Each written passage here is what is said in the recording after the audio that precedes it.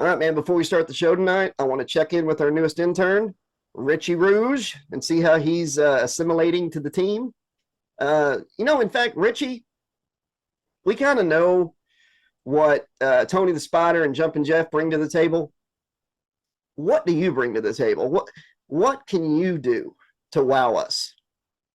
I mean, I can't come out here and I can't squash an apple with my bare hands. I can't come out here and I can't crush an apple. Well, I don't think I can squish an apple in my hand either. Alex might be able to. He's like a genetic freak workout machine. But I would be more impressed if he could peel an apple and just keep the whole peel together in one peel. That'd be kind of cool.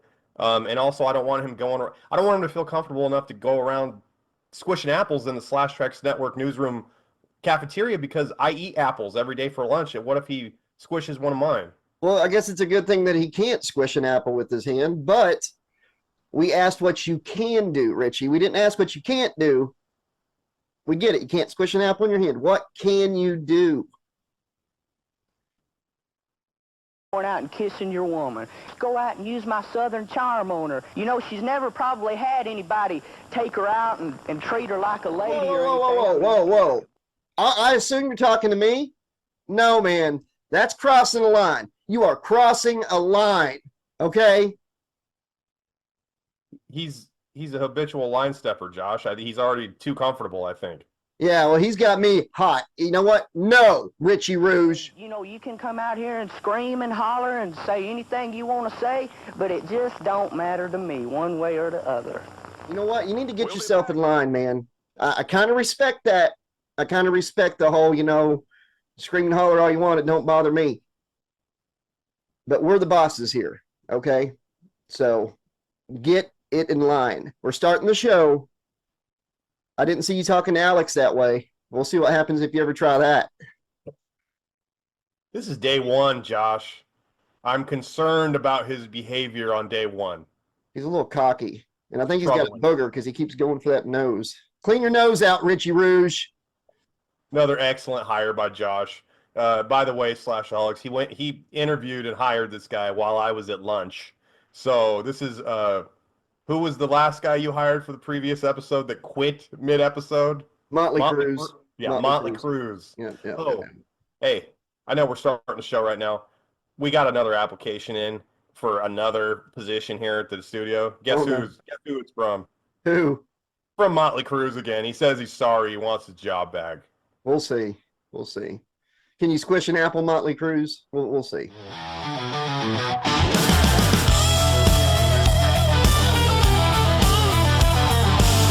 Josh and Alex bring the fire, no doubt. Fun facts roaring, making headlines shout. Sports pro wrestling with a punch and a spin.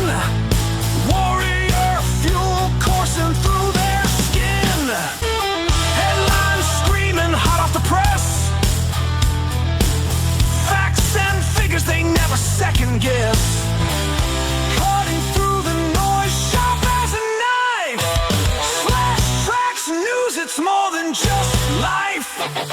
Slash Trax coming at you full speed, no brakes. Horror in action, they're raising the stakes. Jumping just says, yup, you don't wanna miss.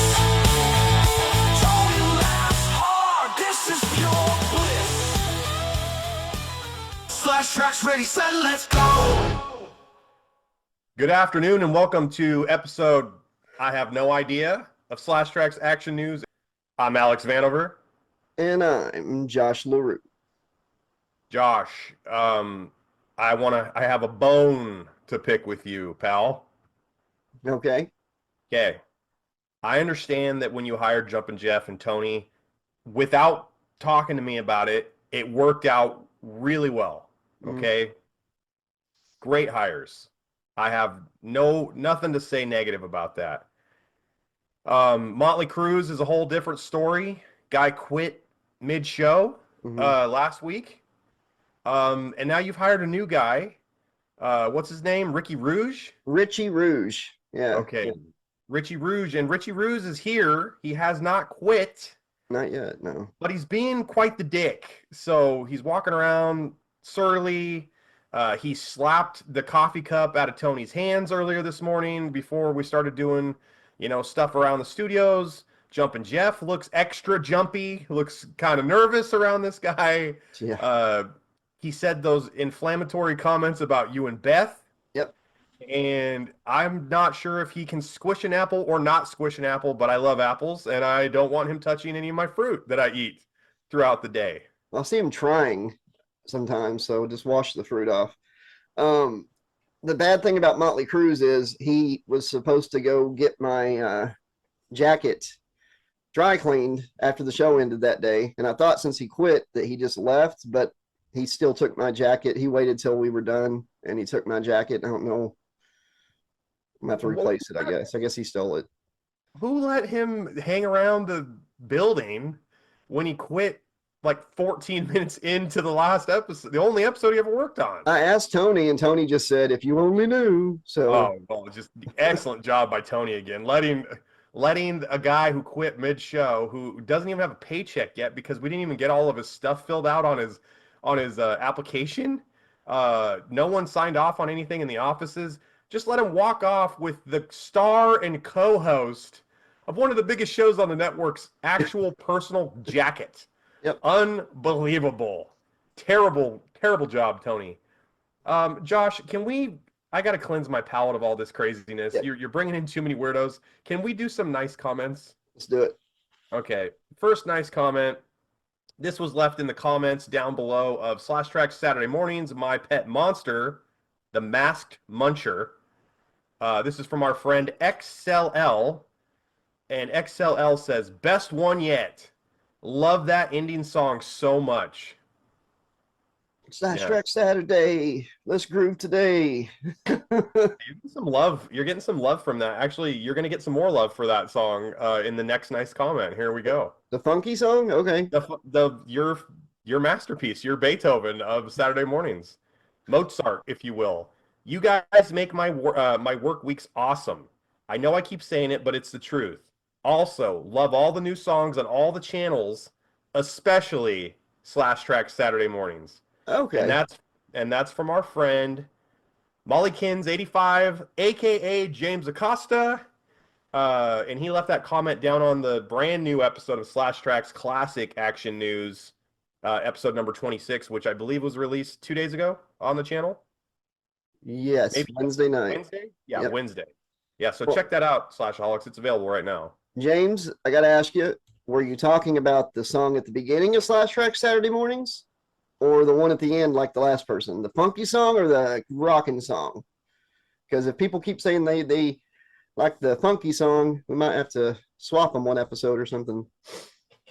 Don't bow to peer pressure, Josh. We've got a winning formula. You are a musical savant here at the studio.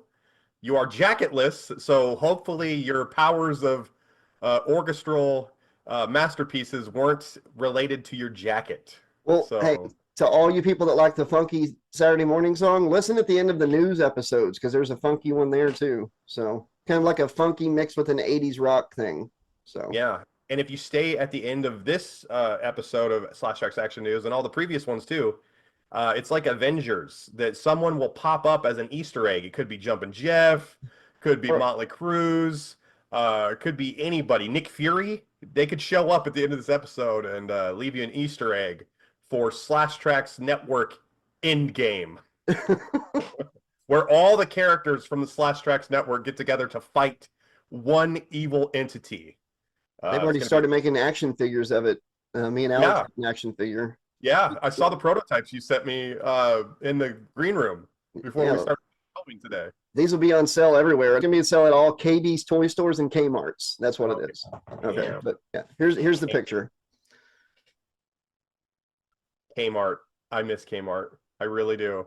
Those things look really cool, man. And that one comes with an exclusive rodeo clown and a barrel figure. If you get that set, so I like that you went out and got those prototypes made again without my knowledge or consent, and went ahead and used /Trax Network business funds for that without talking to the accountant or anybody. I love that you did that. I did talk to the accountant. I talked to Jumpin' Jeff. He said, "Yep." Yeah. I was gonna say, yeah. What'd he say? Yup. Yeah. He's Okay. it. You're the one that made him the accountant. You know he says yep to everything. Only when I want to get stuff for myself, not for when you want to get it. That's why I did that. You selfish jerk. Josh, Right. here's something Josh did correctly today. He got us a new show sponsor, and I'm pretty excited about it. Josh, can we go to today's show sponsor, please? Let's do it.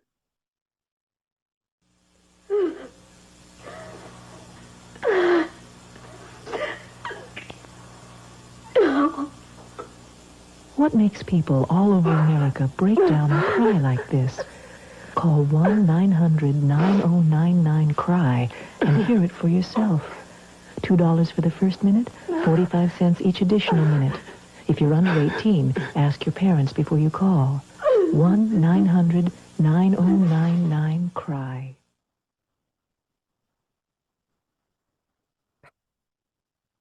That's interesting. You know, there's nights where I could use that. Man, there was a lot of times in my youth where I could have used that. I just emotional turmoil throughout my childhood. Anything could set me off. I want to know something though. I want to know if Jumpin' Jeff ever calls that hotline. Jumpin' Jeff, do you ever call the 1-900-CRY hotline? Yep. I assume so. Yeah, that checks out. And Jeff and Tony are actually in the middle of a massive financial bidding war for the next great idea coming out of the Trax Network studio. After the success of both of their hotlines, there's some sort of someone reached out to us and wants one of them to start a blog, like a romance advice blog. So they don't know who they can only afford one of them. Well, Only if it's one of Tony, them. you're not going to get any straight answers. I can tell you that. Yeah, well, What should I Jeff, do? if it's Jeff, all the answers are going to be, yup. Yeah, what if it's like, hey, my spouse has been cheating on me, and I kind of feel the need to like unalive them in their sleep. What should I do, come Jeff? on. Yep. Gosh. Oh my God, it got dark. Should I do it, Jeff? Yep. What do I tell the cops if I do it, Tony? If you only knew. Yeah. Motley Crue, how do you feel about that? Oh, can't ask him because he's a dick and he stole your jacket and quit. Richie Rouge just tells can't squish an apple. The cops all, let me get this straight. You had nothing to do with this person unaliving themselves because you can't squish an apple? Exactly. Yeah, that checks out. That I checks kiss out. on your woman. The officer's like, okay. Take her out and treat her like a lady. Hey, sidetrack. I want to talk about Rocky 3 for like a minute right now. Okay. Stallone retires in Rocky 3 in Philadelphia. They're giving him his statue. Do you remember this? They give him his statue. He's retiring.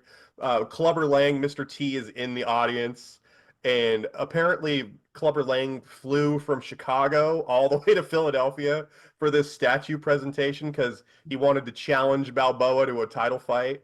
So he actually, took a plane flight to troll Balboa to coax him into a fight. So that's impressive enough. Balboa's going to retire impromptu. He says he's going to retire. Nobody knew it was going to happen. Balboa says, no, I'm done. I'm not going to fight you. All Clubber Lang has to say to him, Josh, is, why don't you have your woman come over to my apartment tonight and I'll show her what a real man's like. Balboa immediately accepts a major title fight when he had just retired.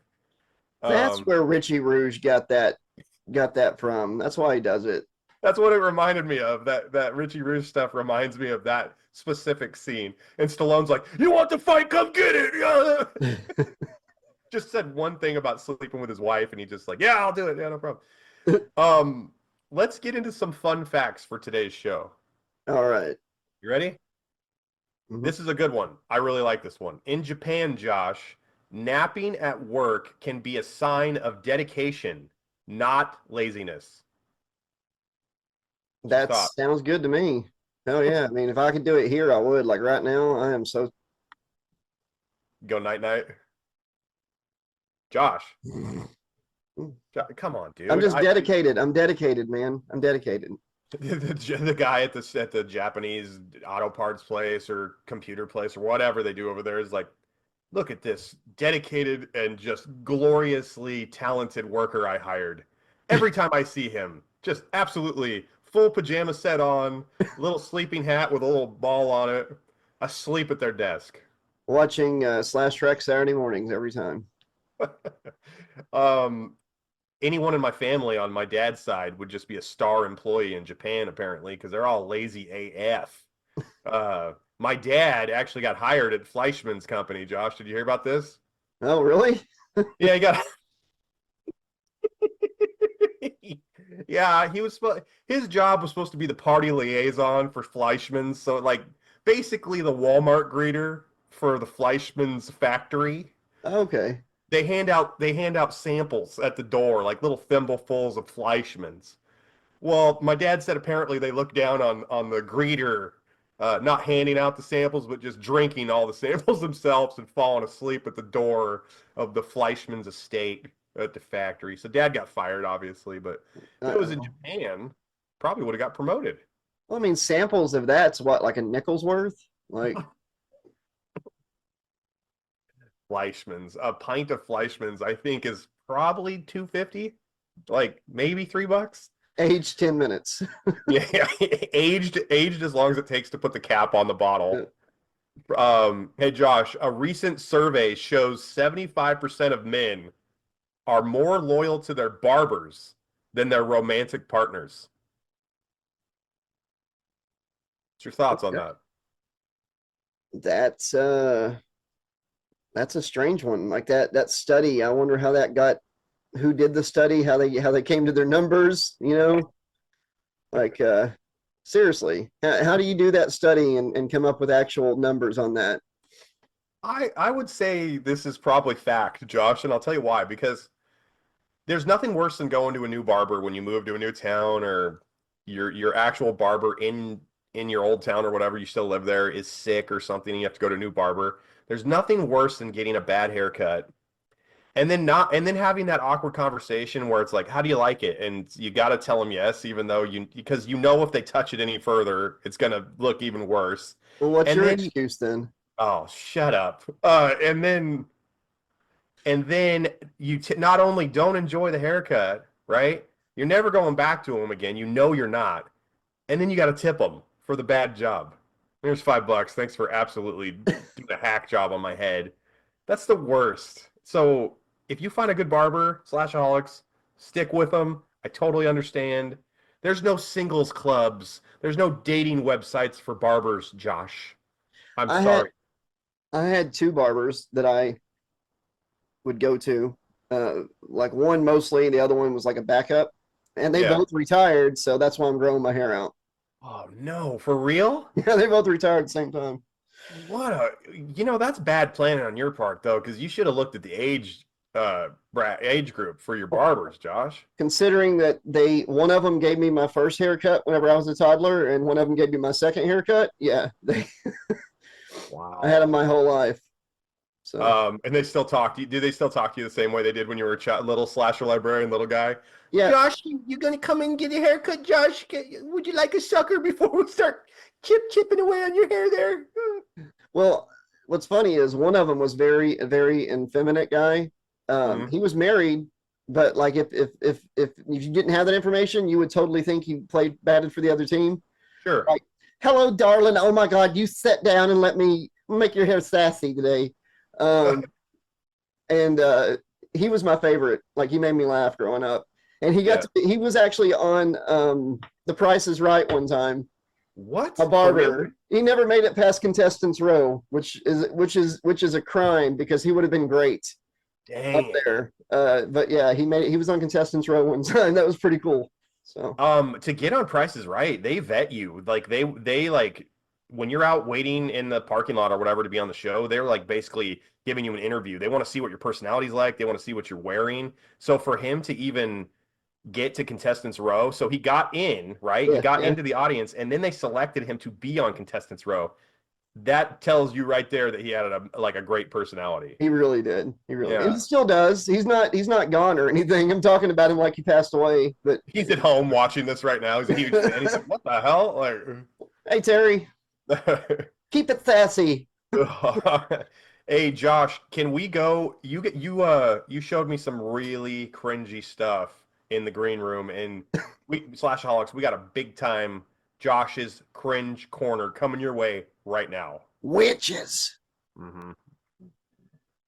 We got first and last names of 6 witches that are in our church. And you know what's strange? 3 of you are in this room right now.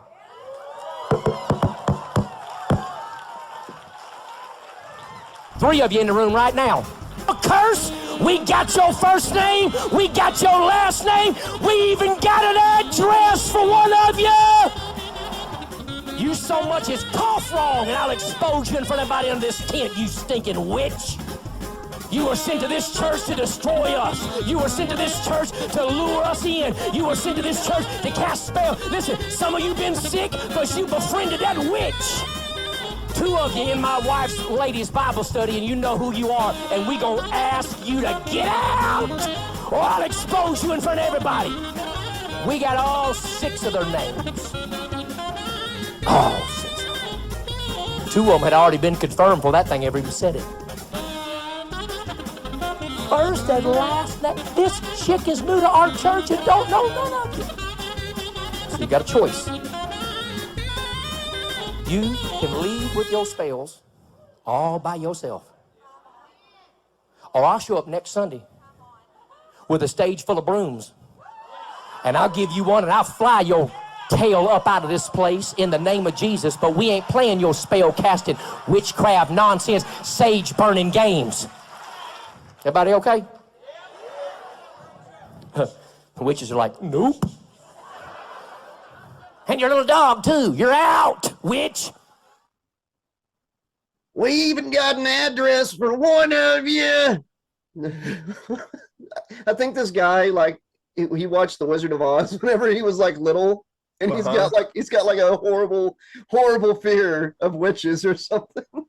Where does it say in the Bible anything about witches? I went to Bible school, vacation Bible school as a kid. I went to church every once in a while. I don't remember any First Leviticus, 3:5 talking about witches. Okay, this is the truth, what I'm about to tell you. I looked into this. I did a deep dive into it like a real reporter. The people he's talking about, we got your names. We got your numbers. We got an address for one of you. That's a pretty good impersonation of the guy right there. You damn witches.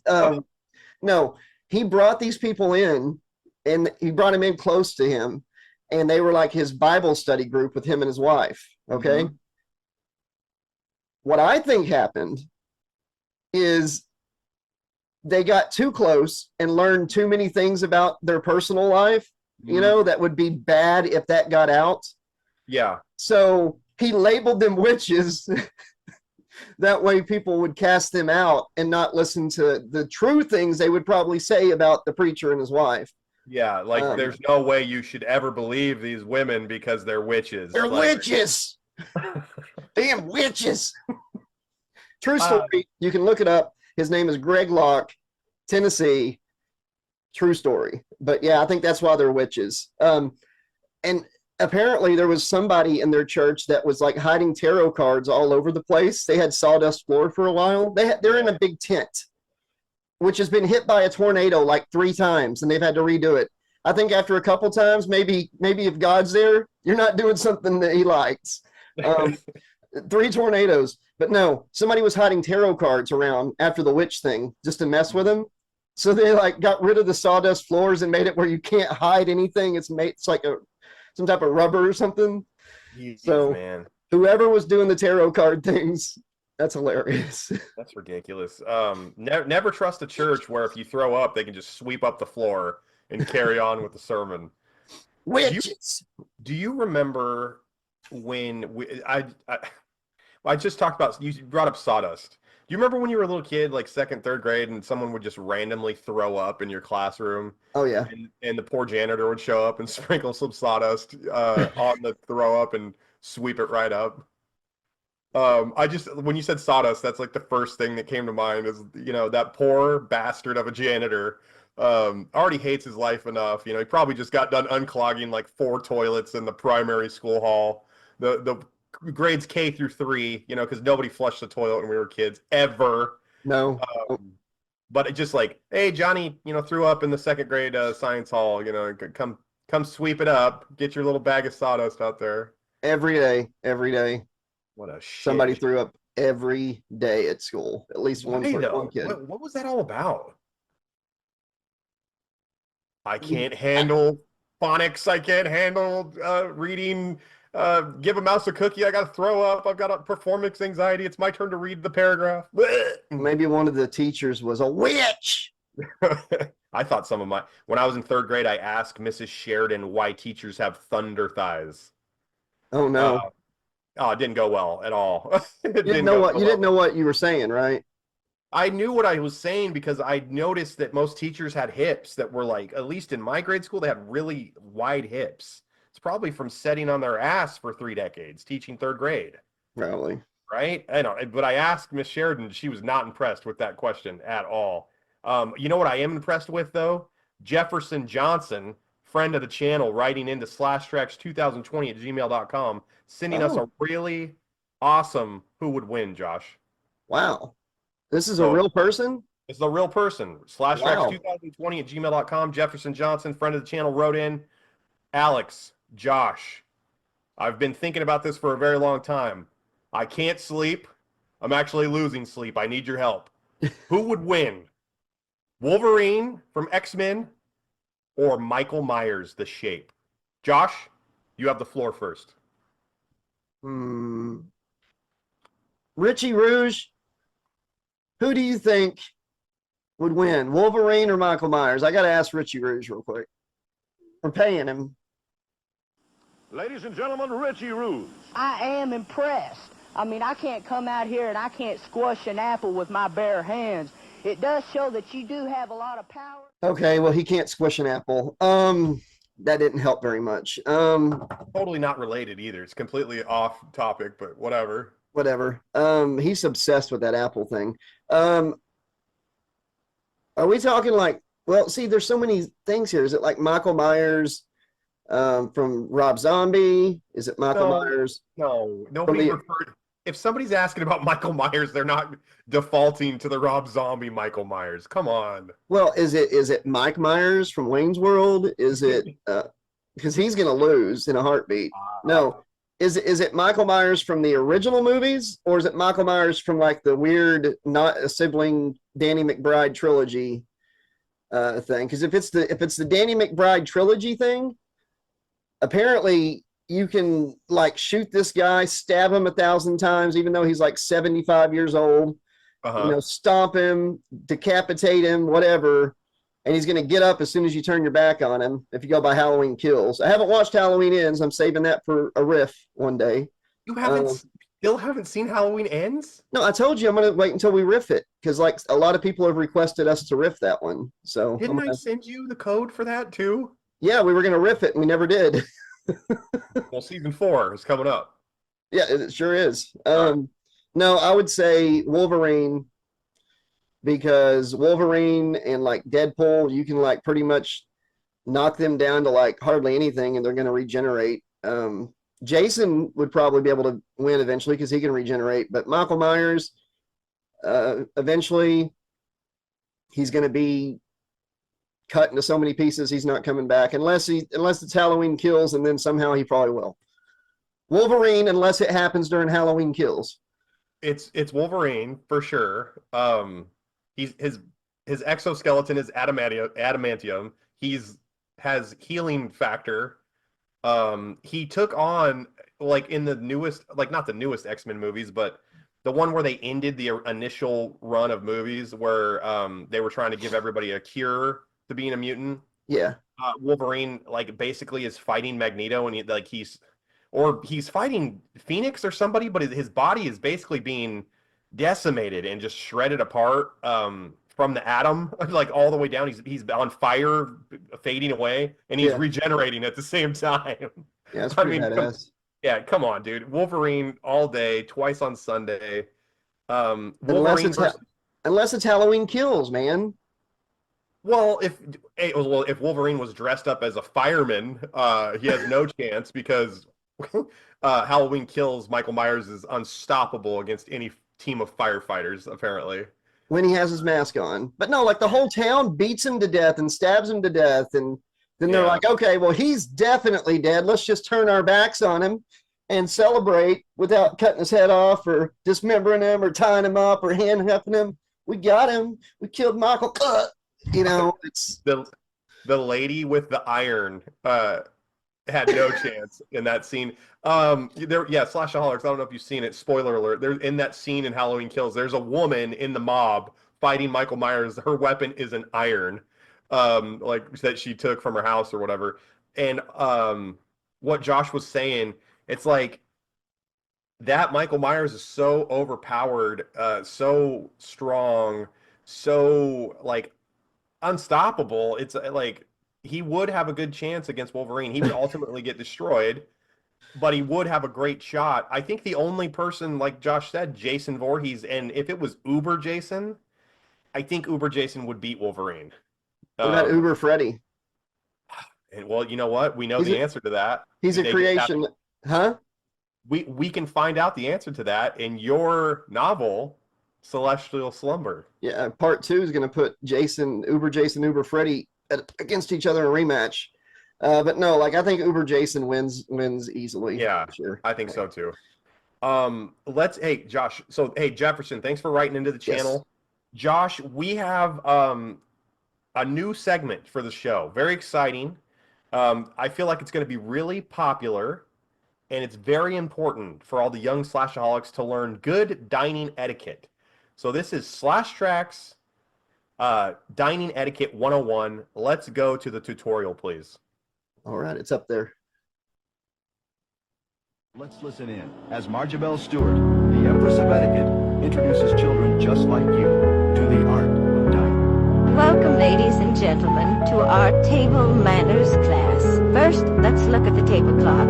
Lovely white damask, but my god-step-nephew Percival managed to leave one unseemly crease right in the middle. And underneath the tablecloth is the silencer. My half-aunt by marriage Hortense requires this because even soup somehow echoes when she eats it. Slurpy, slurpy. And then the next thing we place on the table is the service plate or the charger. My god cousin-in-law twice removed, Kinko, thinks charger plates are not necessary.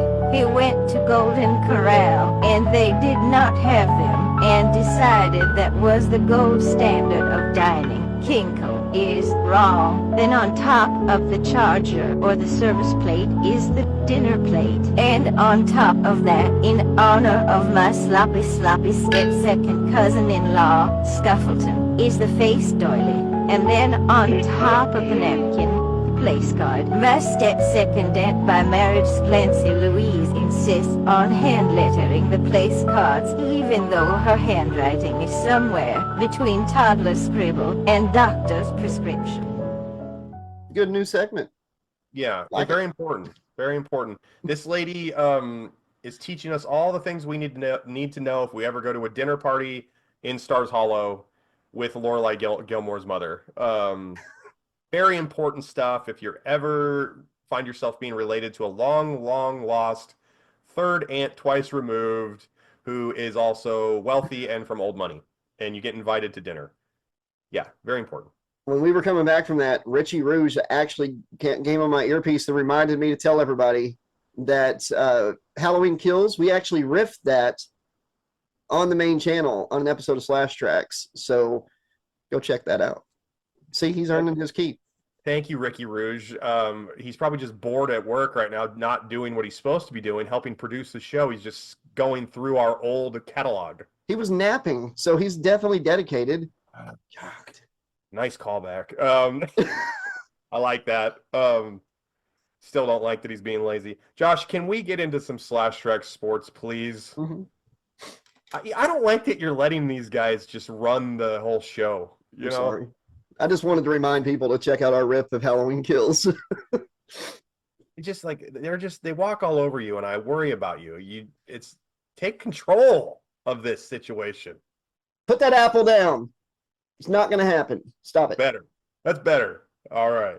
Josh, first sports story of the episode. All right, I sent this picture to you earlier in the day. In 1976, Phoenix Suns forward Curtis Perry returned from a 9-game absence due to a facial fracture. He actually put on like a Jason Voorhees hockey mask, played the game, scored 17 points, and grabbed 13 rebounds while wearing, a full-on facial hockey mask in a basketball game. That was not a Jason Voorhees mask. That was a Trevor Morehouse mask. Yeah, it was the Trevor Morehouse from Bloody Murder. Which Friday the 13th Part cover? 5. Yeah, the New Beginning looks just like the Trevor Morehouse mask. That's what Curtis Perry's wearing. It's it's so impressive that like just back in the old days, athletes were so much more mentally tougher. They really were. If a guy had a broken face nowadays, he wouldn't play for 3 months. You wouldn't see him again for the rest of the season, probably. Nope. No, not till the next year. You remember Brutus Beefcake whenever he had his, he was like wearing like a weird glasses thing. Yeah. Parasailing accident. He got smashed in the face. Undertaker did the same thing. So did.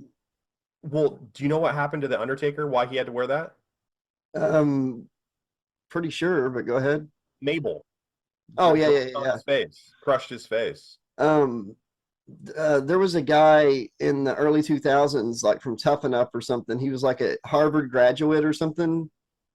Moskowitz or Chris Nowinski. Yes, he had a similar thing where he had to wear a facial thing. I think Randy Orton did too one time. So they get out there and do it because you can't take too long off wrestling or you're losing a lot of money. Well, they'll just write you out of the storyline, and then all of a sudden you're dropped down the card and you're not making any money. You can't. Yeah. You have to be active. Let's get into the last sports story of the episode. Let's get through this as fast as we can for Josh's mental health. Okay, I showed this to you the other day too. So MLB pitcher Adam Ottavino, Josh, April 1st, very exciting day, signed with the New York Yankees. So he's employed, Josh. April 4th. Gets released by the Yankees. So not great. Had 3 days of work. But guess what, Josh? April 7th, Yankees call him again. He signs with the Yankees again. So all water under the bridge, Josh. No problem. Yep. Well, next day, April 8th, released by the Yankees. So in a span of 8 days, he was signed twice and released twice by the same team. I've got a theory. Go for it. Love to hear it. A film theory. No, not a film theory. A sports theory. Okay. It was supposed to be an April Fool's joke signing him. Yeah. Somebody fucked it up. They're like, oh shit, we never told him. He's been showing up each day. This is like the 3rd day in a row. You're gonna have to just let him go. But we messed it up. It was supposed to be like a 1-day thing. Wait a couple days.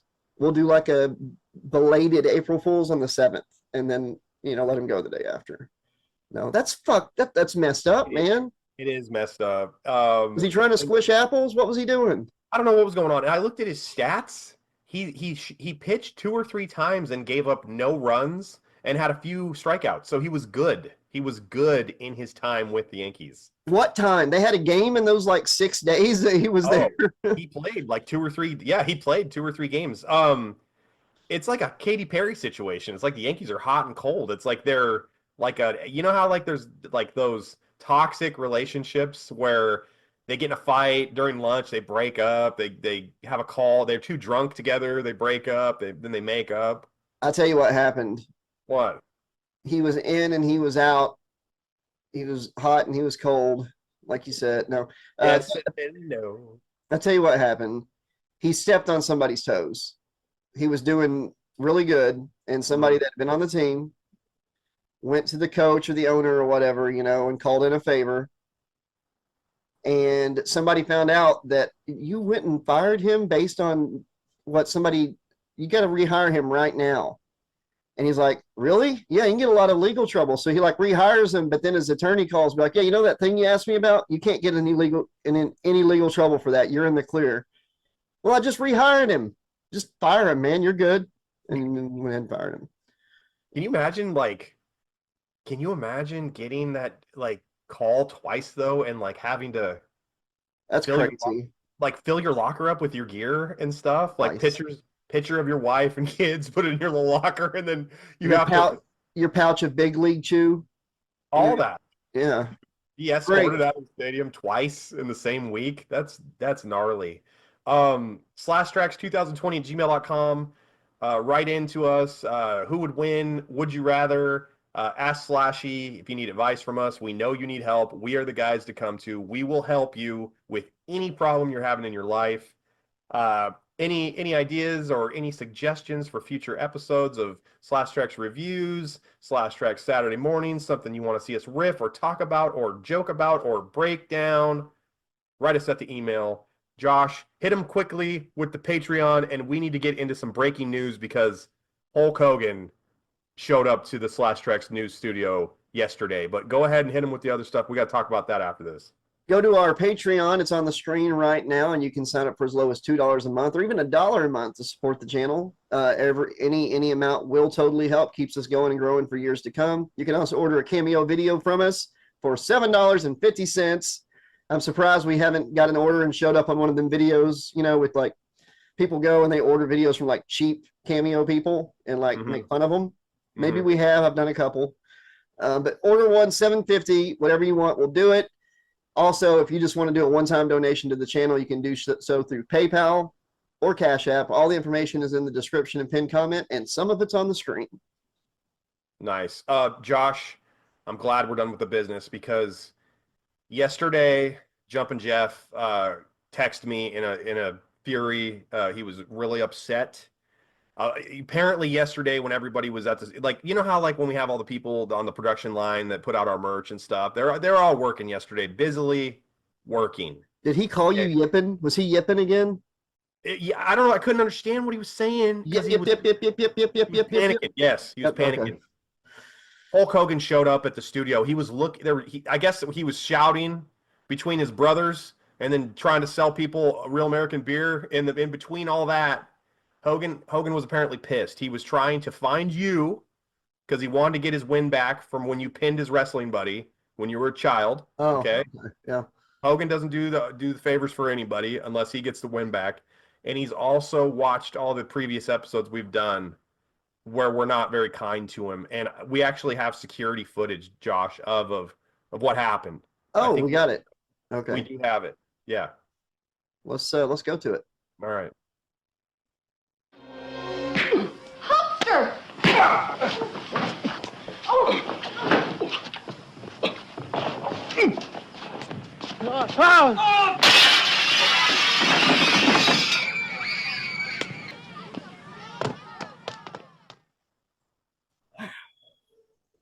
Guy's got issues, you know. This is your fault. He's gone, right? Like he's not here right now. No, he left. In the video, you see him leaving. Yeah, I didn't know if he came back and he's like camping out or anything. Because I was gonna say the first Hogan lie in my series I'm gonna do going forward is a real quick one. Every episode I'm gonna give y'all a new Hogan lie, folks. So this will probably be like 100 episodes. Hogan claims that he was a pride fighter in the late 70s. Pride fighting did not become a thing until the 90s. Yeah. That's it. That's the first lie. Hogan has claimed that he was he was a big part of pride fighting in the late 70s. So, yep. That wouldn't work for Hogan because they would expose his ass and he would lose to a real fighter. That would not work for Hogan. Not to mention it didn't exist. Yeah, for like 20 years. How is he so bad with math? Because he lives in his own fantasy world. I mean, he's really, really bad at math. Just basic fact checks on Google debunk all of his stories for the most part. I'm sorry that I pissed him off. He did damage, you know. I'm sorry. But I dare you to come back, Hogan. I dare you, brother. Because what you gonna do, old man Hogan, when Alex and Josh and Richie Rouge, Tony the Spider, and Jumpin' Jeff Farmer run wild on you and break your hip? Oh, man, he almost broke his hip coming in through the door. He flew out the window in that security footage. Worried about that because he's not insured. So if he broke his hip jumping out of the window at the studio here, are we responsible for that?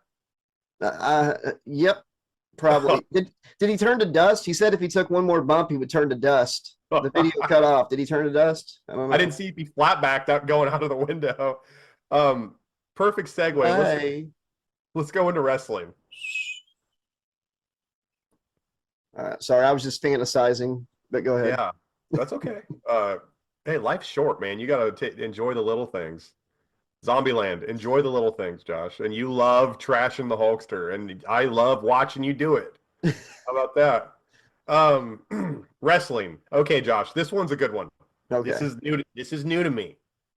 Apparently, according to Bruce Pritchard on his Something to Wrestle With podcast, for years, WWF, then WWF, and then later on WWE tried to hire Double Dare himself, Mark Summers. Oh, wow. To interview wrestlers, kind of like the Mean Gene Okerlund role. Okay. They tried and tried and tried, and he just had no interest. What do you think about that? Well, he's like, I already work with kids on a daily basis. You know, I don't need to work with muscled up versions. I don't know. Maybe it just wasn't his thing. Maybe he's like the kind of celebrities and stuff that didn't take wrestling too serious back then. Yeah. Because, you know, until like the Raw versus Nitro thing, wrestling was just like something you looked down on if you weren't like a part of it or a fan of it. So, excuse me. I think that, you know, Mark Summers liked a little bit of variety. And I think if every day of his life was a physical challenge, because that's what wrestling would have been for him. Everything would have been a physical challenge instead of some trivia questions, you know, sprinkled in here and there. I think that's why he turned it down. I think he needed a little bit of, you know what I'm saying? Variety. Host thing, yeah. Well, you know, there wouldn't be no digging flags out of like Yokozuna's butt or something. Hey, they're like, how many pies should we hit Ludwig Borga with today? 1, 2, 3, or 4? Oh my God, dude! 4. If we could get away with showing clips of wrestling stuff on here, we could have fun with that. But like, I was rewatching Lex Luger's introduction into WWF as the narcissist. Bobby the Brain Heenan could not say narcissist for the life of him. Every time, you need to go back and watch it. He ends up saying Narcissus over and over again, like the actual like ancient figure, you know. But he's like, he's, and it sounds like he's like in love with Lex Luger during this. He's like, oh, look at that body, it's fantastic. This is the Narcissus Lex Luger, the Narcissus. Like, I remember that it was WrestleMania 8. Lex Luger couldn't be signed under a wrestling contract, so Vince had to sign him under a bodybuilding contract to get him away from WCW because they wouldn't release him as a wrestler. Yeah. But they released him to sign with WWF company as a bodybuilder, and he had to wait out, you know, X amount of months or whatever before he could become a wrestler. And I do remember Bobby Heenan, his tongue basically hanging out of his mouth, drooling over Lex Luger's body and his biceps. Bobby was into it, and he couldn't say narcissist. Yeah, you remember that narcissist? Narcissi, or it was bad. They should have prepped him before the show on the name. True story. I was a little local gas station down the road from my house as a teenager, preteen. Had a video store. I've talked about it before, where I rented like Nintendo games and Return of the Living Dead 3. Yep. Yeah. They had a couple wrestling tapes, and one night I was there. I was like 12 or 13, and I noticed something called the WBF, and I saw Lex Luger on it, which I had seen wrestle for WCW. I didn't stop to read the back or anything. I thought it was just a new wrestling thing. I saw Vince McMahon's name, WWF, on it, and WBF, so I got it, took it home, put that videotape in, and was like, yeah, immediate what? Regretted your decision. What? Why do they have to? Why are they shiny? Do you know what sucks about that is like it's crazy because you told me you had been waiting to rent that tape because you would grab the box, right, in anticipation, and it was never there. Yeah, and then you said, listen, I know you're not supposed to do this. You're talking to the clerk there. You said, I know you're not supposed to do this. Can you tell me who has this tape checked out all the time?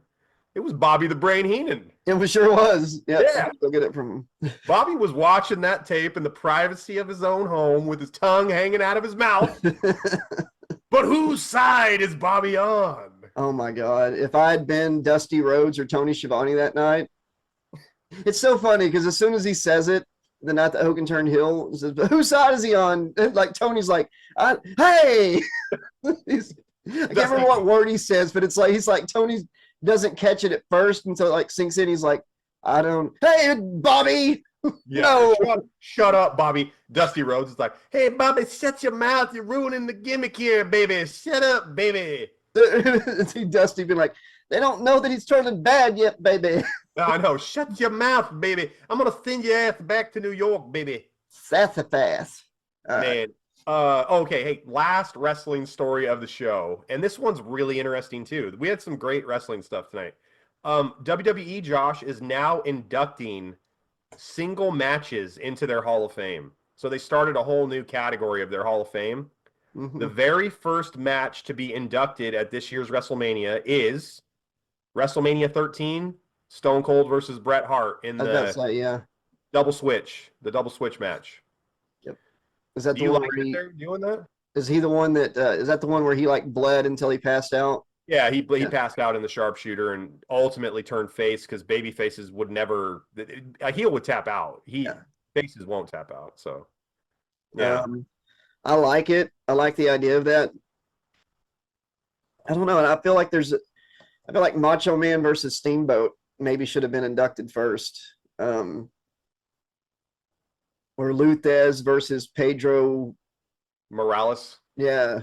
Yeah. Or I don't know if they ever wrestled or if they were even in the same thing. I'm just Hogan kidding. Andre, WrestleMania 3. Hogan No. Rock, WrestleMania 18. The only reason they're not going to induct Hogan in first, you know why.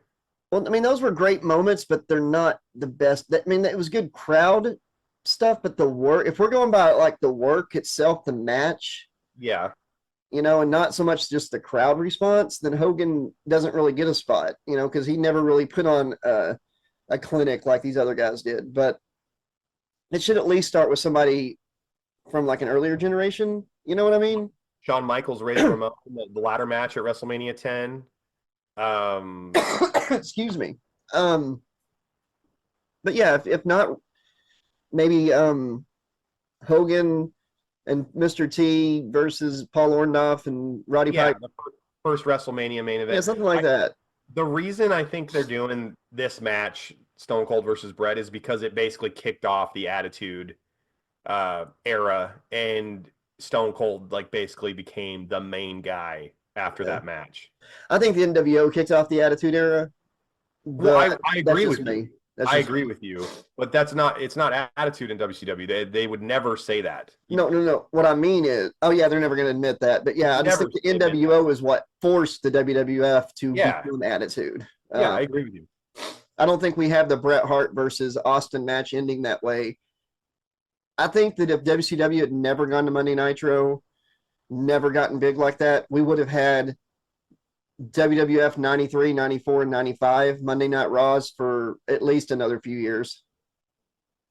Mantar, Ludwig Borga, Doink, Bastion Booger, Friar Ferguson. My God. McMahon would have no reason to change his formula.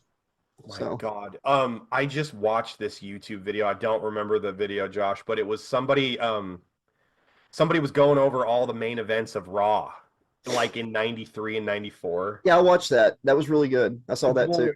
Dude, some of these guys you would have never thought in a million years main evented a Raw. Yeah, it was people like me from the independent circuit. Yes. Jobbers. Yeah, jobbers. Crush, Doink. Let's see what you think of me. I'm a jobber. No, Atom Bomb. Yeah, crazy stuff like that. Now let's get back on topic here real quick before we go to our second show sponsor. Do I like that they're inducting matches? I don't. I think it should be its own separate thing. I feel like it should be, because you've got all these guys who have these major careers over years and years and years and decades that they've worked and tried to make the business a bigger and better thing. So you've got that. Let's call it the super card instead of the Hall of Fame. The historical super card or something. Or something, yeah. Every year a new match gets added to the super card. Yeah, and it's a wing of the Hall of Fame. It doesn't have to actually be in the Hall of Fame, but it could be physically like at the location that they're like putting together. Yeah, like a big bracket or something. It's like it's not the Hall of Fame, it's the super card. This match has been inducted into the super card. You know, eventually you'd have like 100 matches on this card, but that's its own thing. And they could have like, well, if you go visit it, like say it's a physical location, they could have like the match playing while you visit it. You know what I mean? Or and like little fun facts, maybe merch or a big bracket up on the wall of the card, and you can like just tap it and it comes on a big screen. You know, the match you want to see. That would be cool. Or even like a big bracket on the wall, and you could do your own tournament, like and touch it and create your ultimate Final Four of your own picks. Yeah, that'd be cool from all these great matches. This does do one thing though. Bret Hart is now the very first and the only 3-time WWE Hall of Fame inductee. He's like Hart Foundation, Bret Hart, and now this match. The best there is, the best there was, and the best there ever will be. Incredible. People call him a crybaby, but he's been right more times than he's been wrong about something. Before wrestling's over, wanted to give you an update. I finally played my copy of WCW Mayhem for the N64. Yeah. The pay-per-view codes still work from 2000. Really? You put in you can go online and get the codes, and it brings up the pay-per-views from that year. It's pretty cool. I love all that. I like emulators and stuff, but if you can actually afford to get the like physical hardware that Josh and I had when we were kids, it's so much more fun. I got true to form. WC in the box with the instruction booklet. You know how hard it is to get an N64 game in the box. Any of the old games with cardboard boxes. And with the manual, it's even harder. You'll never believe what game I have with the box and the manual. It's a wrestling game. It's going to blow your mind. Warzone? WCW Backstage Assault. Cost $7. True story, $7. You got everything though with it? Yeah, but it's a piece of shit game, man. Oh my God. It's like they said, all right, we have Mayhem, we have pay-per-view mode, create a wrestler, all these different modes, backstage mode, hardcore mode. All right. So for the sequel, we're gonna add some more things, right? No. We're gonna take everything out except for backstage. No ring. So it's just stuff you liked before, we're getting rid of it. Yeah, we're gonna just backstage only. No wrestling ring in the game. And oh my God, they didn't even try with it. They could have reused the graphics, but the characters are horrible. They got like little toothpick legs and stuff, and they look like they're pushing a shopping cart the whole time. It's horrible. Josh, we got another show sponsor we got to get to. Let's get in the mood, Josh, and let's check out today's second very important show sponsor. All right. It's a fun fashion sensation. The incredible I'm in the Mood shirt. Perfect for today's lifestyle. It's fun. Goes where you go. The Mood applique actually changes color responding to your mood, your hidden emotions.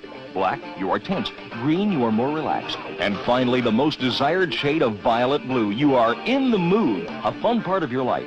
The In the Mood shirt comes in a complete range of sizes and colors. In the Mood shirts, available at leading stores everywhere. You gonna get yourself one of those shirts, Josh?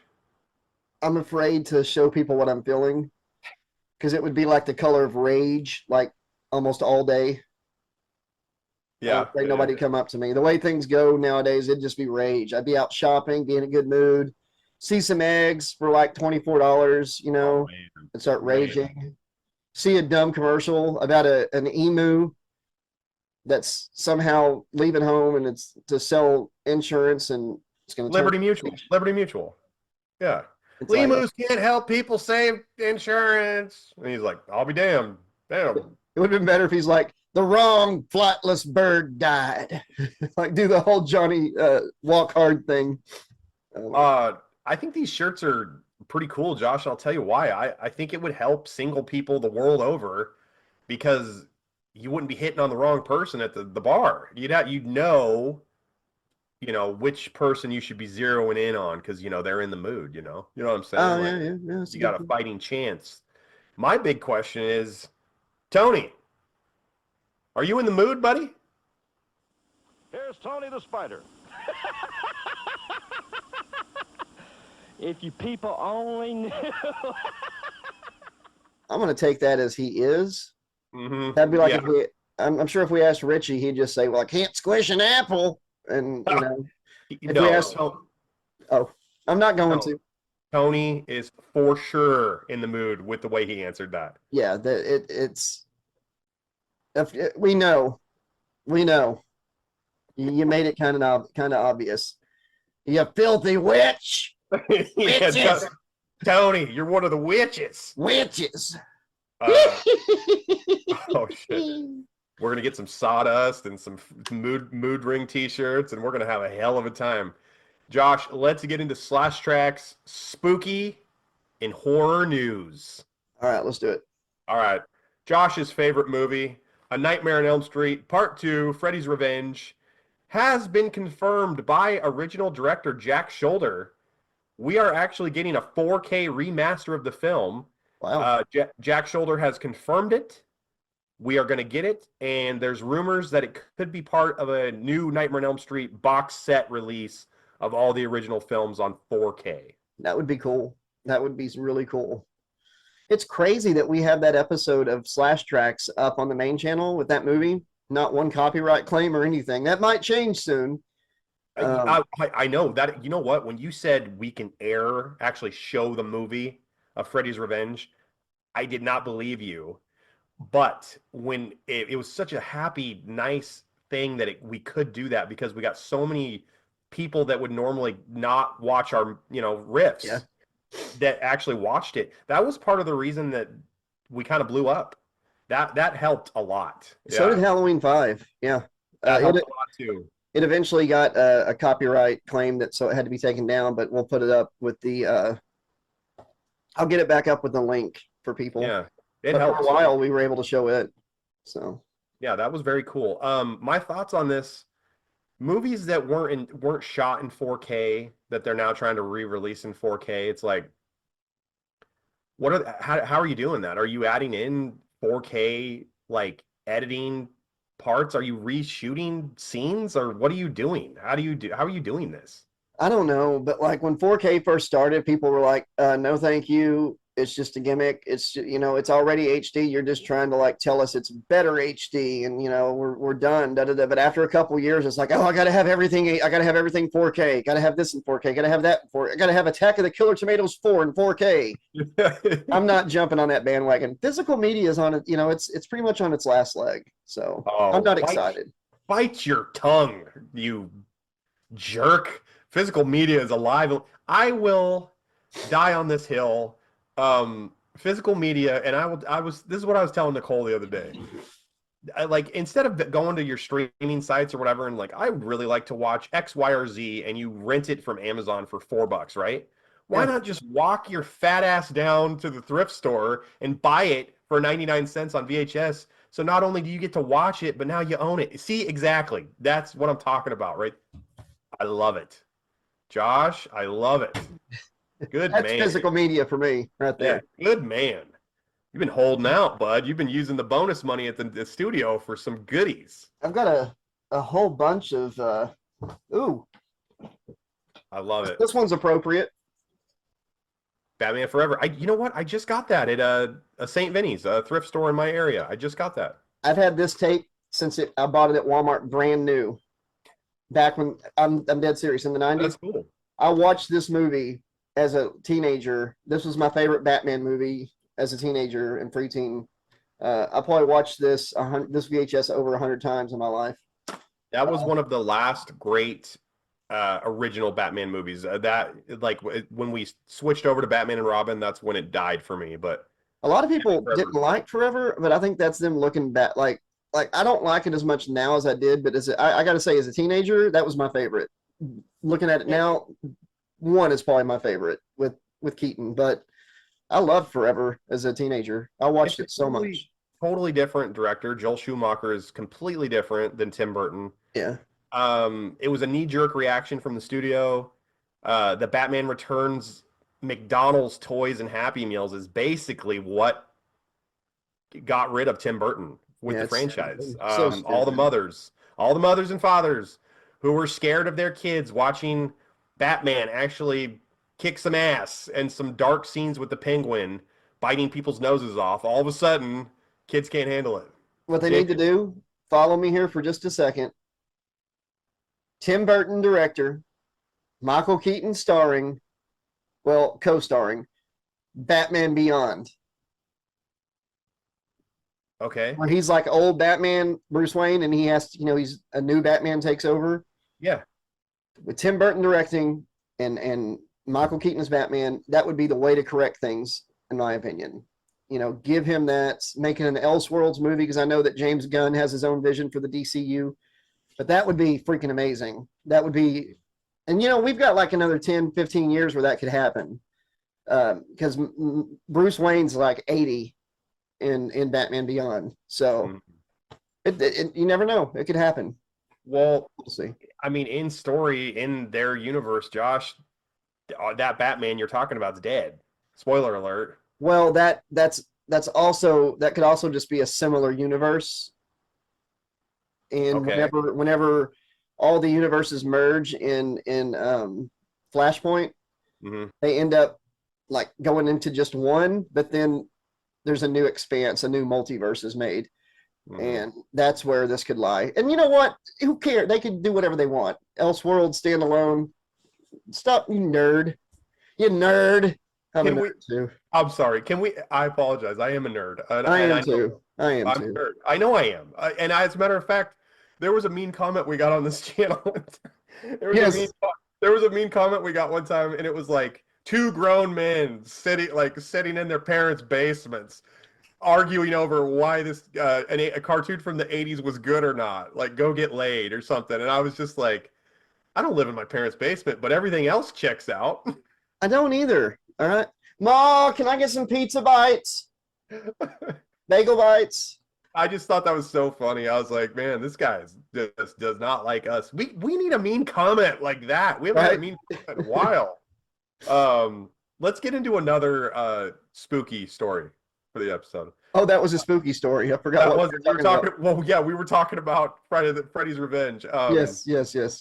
/Alex, check out the riff, /Trax, Freddy's Revenge. One of our most popular episodes as far as like comments and just interaction and stuff. People love that episode. Call Rhonda. Call Rhonda. Our friend of the channel, Jeffrey Reddick, creator and director of Final Destination. Final Destination Bloodlines. The trailer has officially dropped, Josh.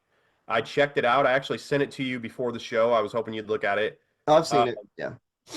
I have a couple like bullet points here. The lawnmower death looks really cool. What else did I have? Oh, like an homage to the very first Final Destination. We got somebody walking backwards into the street saying they're crazy. Probably gets unalived in the street by a car. So that's kind of like a throwback. We get to see Tony Todd, his last role on screen. So Candyman himself, he followed the channel on Twitter, and I tried reaching out to him over the past couple years before he passed. And I didn't know that he was in such bad health, but you can see it in the trailer. Really thin. He looks really tired. Thin. That's the only sad part. But I'm glad he's in it. I'm glad they brought him for it. He got to do I don't know who did the casting for this, if it was Kevin Smith or who, but like for the He-Man cartoon on Netflix, they cast Tony Todd to be Scareglow, who is basically like the Freddy Krueger of the Masters of the Universe, and he just did a really good job. I couldn't imagine anyone else playing that character. It was good. He did a really good job. There's behind the scenes photos of Jared Leto as Skeletor. And it looks pretty good. I mean, it's pretty pixelated, but it looks pretty good. They did an amazing job casting Prince Adam and He-Man. It looks great. The thing that they can't get correctly that I think they got right, that I've seen in those photos you're talking about, This is for He-Man's the hair- new movie, not the commercials. For the Okay. new He-Man movie. He-Man's hair looks great. It doesn't look like that Prince Valiant haircut. It just looks like long, kind of shaggy blonde hair. It looks good. And they also got the Power Sword. It's like the exact replica of the Power Sword in the cartoon. It looks really good. And the commercial things they did were fun too. Yeah, they're doing a good job. I hope that movie is. My only concern is, and I've talked about it before, it's like they're going back to Earth, and it's like, why do you got to go to Earth? Why does all these movies have to go to Earth? Everything I saw was on Eternia though. Like Okay, it well was that's Castle Grayskull and stuff. okay. Well, that's awesome. I want to read something real quick while we're on horror. Hmm. We talked about Celestial Slumber earlier. I just want to read this because it was, and I'm not tooting my own horn here. This was just really nice. I got a comment on Celestial Slumber from Joe Petro 3703. That's what it says. So I decided to wait until I finished listening to this masterpiece before I commented. This is a work of art that not only uses lore already there, in my opinion, it improves it by adding more to it. Now, I'm a big slasher fan. However, I have never been a fan of the slasher in space idea. However, this was a refreshing approach to it. I'd love to see a sequel to this where Freddy actually found his way to Earth too. All in all, I will say bravo, a masterpiece indeed. That was really nice, and it took me like 2 days to get my ego deflated and my head deflated after that. I was walking around just... You look like Mr. I'm an Mackey. artist. Yeah, you look like Mr. Mackey on South Park. It was a great comment, okay? I'm an artist, okay? Okay. No, that was really nice. Thank you. I'm glad you enjoyed it. Check that book out, folks. It's a lot of fun. I like to see that kind of stuff because we work hard. We do a lot of stuff, and it's nice to be appreciated for it. That's good. That's really nice. Thank you. Josh, you and I recently had a day off. And we went to a puppet show. God. You know what I'm talking about? We went to this. Josh and I went to this puppet show. We've been dealing with a lot of stress. Like life's hard. Stuff's expensive. Yeah, and we wanted to go check a puppet show out and de-stress. It was a really weird, kind of deep, heavy puppet show, and we weren't supposed to bring our phones in there.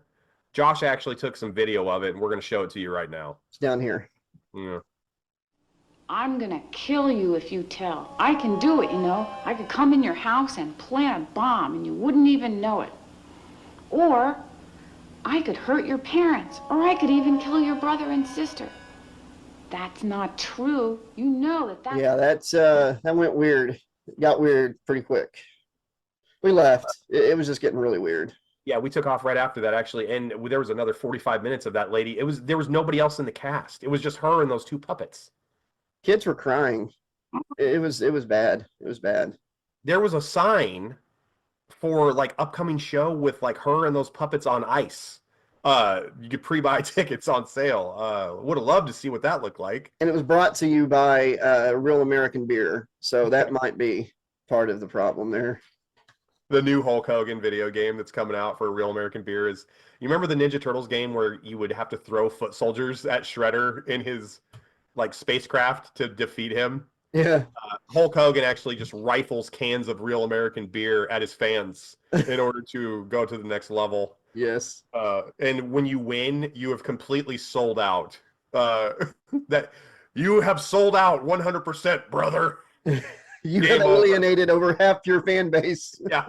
Once you've lost your entire fan base, the game ends. Except for the worst of the worst ones. Yeah, you win.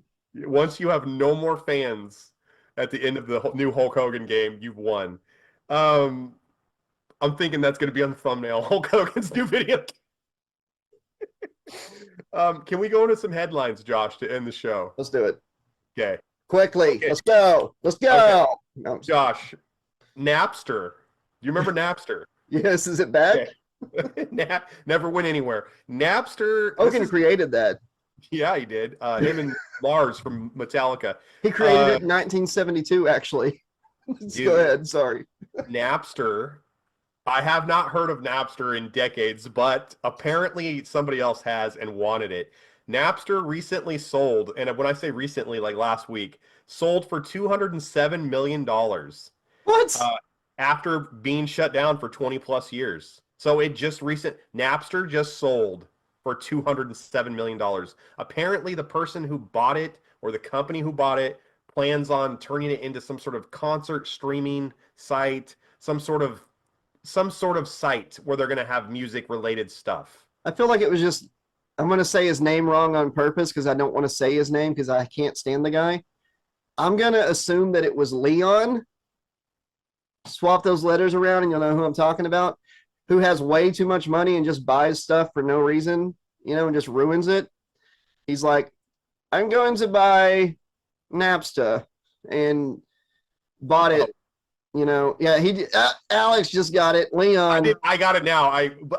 When you said Leon, my first thought went to Cool Runnings because that was the name of the Darius Bannock in Cool Runnings, the main character. No, take the L off there. But anyways, swap the L. Anyways, I thought maybe you were gonna say he just bought it because it's like the hipster type. It was so cool in 2002, and I'm like, just want everybody to know how cool I am. Yeah, you're not cool when you force millions of people to follow you and they don't have the option to block you. That's narcissistic. On Leon's social media thing, you have to follow him and you can't block him. That's sad. Oh, you're telling me that someone that acts like that. Remember Tom from MySpace? You couldn't delete him. Yeah, he's just as bad, just as narcissistic. Tom wasn't a jerk. Tom was my first friend on MySpace. You're being rude. You know that? Well, now Leon's your best friend. Unbelievable. My big question for this Napster purchase, Josh, did they negotiate in all the viruses? Or were the viruses that were on Napster included in the purchase? And right? And who's going to buy LimeWire? LimeWire, man. That ruined more family PCs than divorce. That doesn't even make sense. That joke doesn't make sense. I was going to say, that makes no sense. LimeWire's where I got my VIP theme song, the part that plays. I can't find it now. I've tried. I cannot find it. Like, I used Eminem and stuff for my theme, but before my theme started, I had found this on LimeWire. I typed in VIP, and I found like this. It was a Mexican band, and it was na na na na na na na na. Hey hey hey. Instead of goodbye, it would say hey hey hey VIP, and it does that twice, and I would like put my music there, and that's how it would play. Yeah. And when I come out, the crowd would sing na na na na hey hey hey you suck, and it was like a big thing. VIP. Why don't without LimeWire, I can't find it. Why don't you make it on AI now? Why don't you make it on one of those websites? Oh, I probably could. You're probably right. Yep. Absolutely could. But no, LimeWire made that, and it's who. What about me? What about LimeWire? Napster's getting sold. LimeWire was like Napster, like the dollar store version of Napster. There was also Kazaa. Do you remember Kazaa? Oh my God, yes, I forgot. Kazaa is what I thought it was called, but and then if we're going even further, like not downloading stuff, but let's talk about like ICQ chat. Yeah, MSN, Instant Messenger. Yeah, just all these things and sounds like that. Video chat. I see you too. Remember that? Oh yeah, Winamp whips the llama's ass. Do you remember the Winamp player? Oh my God. Put your MP3, ICQ was the best.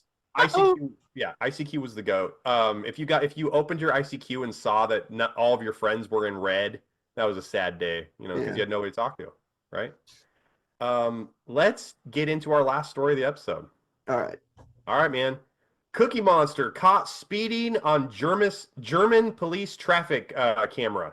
So September 2024, a traffic camera in Dortmund, Germany, captured a driver wearing a complete Cookie Monster outfit from head to toe, speeding at 60 miles per hour through a no speeding zone. They're still looking for him over a year later. The driver has not been identified. What are your thoughts on the Cookie Monster being caught on camera speeding through a low speed zone, no speeding? Josh. I'm pretty sure the local mall, the American Cookie, was having like a buy one get two free thing that day. I got to get the crumble cookie.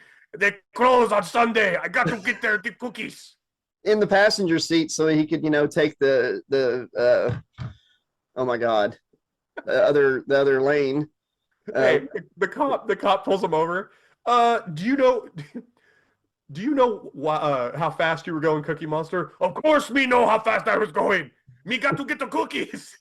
Looks They over closed.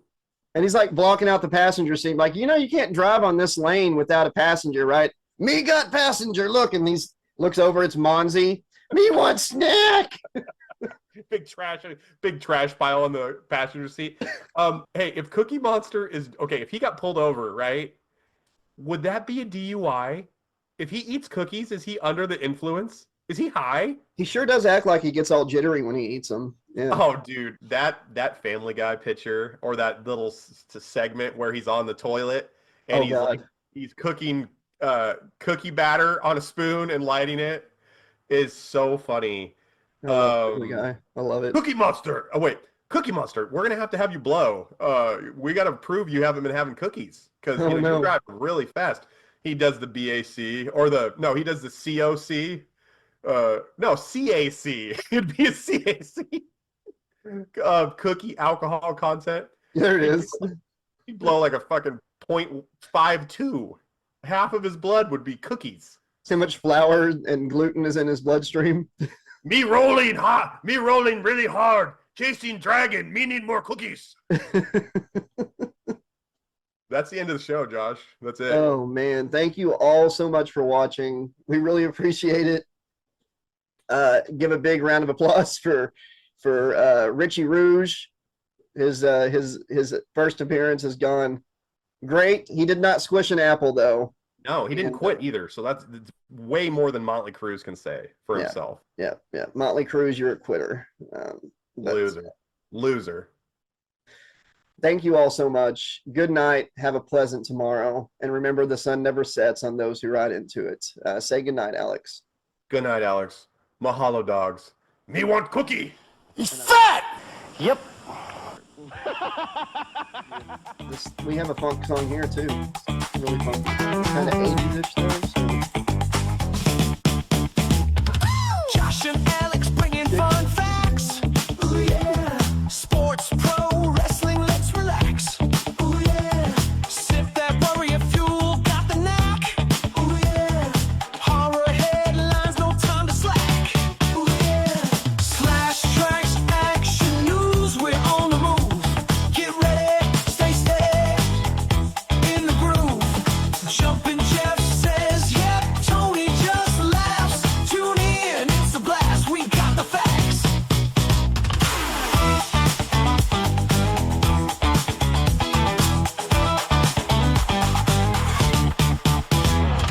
Josh with the scoop, and Alex too. Hot takes, bold breaks, all for you. Watch them hype it up, pushing through.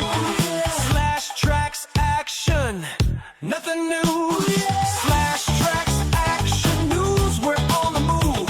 Get ready, stay steady, in the groove. Jumpin' Jeff says, yep, Tony just laughs. Tune in, it's a blast, we got the facts. Horror haunts, sports chants, and wrestle rants. Oh yeah. Crack a smile, stay a while, take a chance. Oh yeah. Warrior fuel to keep up